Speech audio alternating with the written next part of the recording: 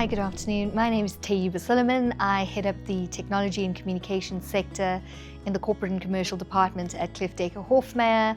And because I specialize in technology, today I'm going to be giving you a little bit of insights into how technology is affecting our environment as women. So I had in mind a simulation for a cybercrime attack, which is quite common for our clients across the board.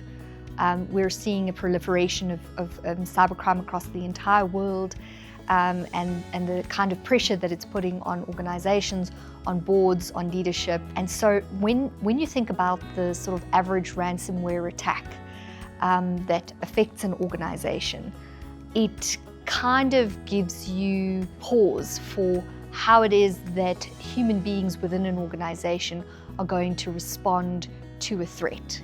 So the cyber criminals would typically encrypt information within an organization. They would say to you, they want you to deposit a certain amount of Bitcoin in order to release that information. And we added a further sort of idea into that simulation in terms of what if the IT team could counterattack in terms of the cyber criminals, and what would the decision making look like. And what was interesting is that there have been studies that have been conducted in terms of the way that women respond to risk and the way that men respond to risk. And some of those studies have been conducted by the likes of Harvard and Cambridge University. And what you find is that there is actually a difference in terms of the way women are responding and the way that men are responding to risk.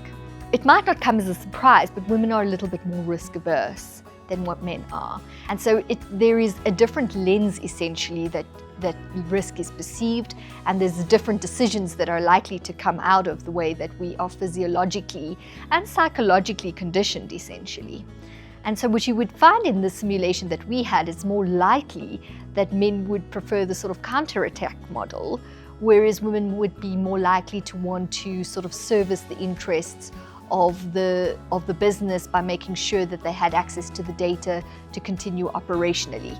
And I don't want to get sort of stuck in the generalizations. I'm sure there are very many women out there that say, oh, we definitely prefer the counterattack.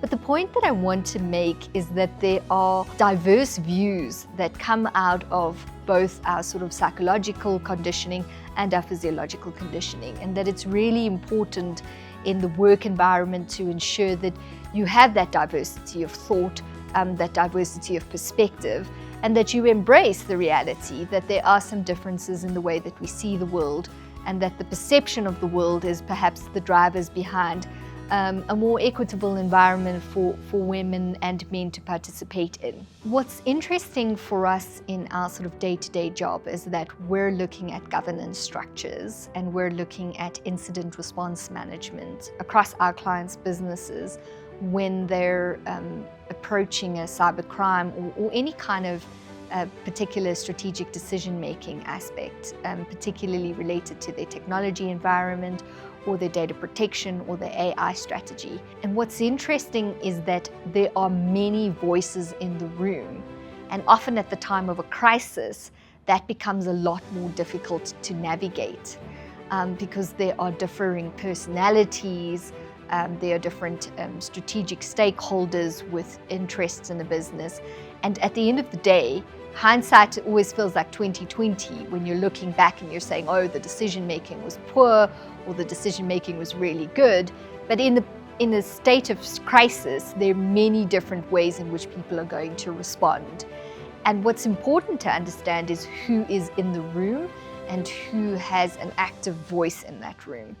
So for young women who are participating in crisis situations, who are informing the strategy of an organization during a cybercrime attack, it's really important to lead from a position of confidence and understanding of the situation and some empathy for the difficulty in having to make those decisions. But it's also important for men to understand that the way in which women perhaps are going to respond is going to be different in those crisis situations. And if you embrace that understanding up front in terms of the way we operate differently, I think it gives a better solution for enhanced and collaborative decision making, even during difficult or crisis situations. So what I'd like to be able to convey to anybody who is sort of contemplating how they go forward, spend some time evaluating and talking about these dynamics within your boardrooms, in your team building sessions.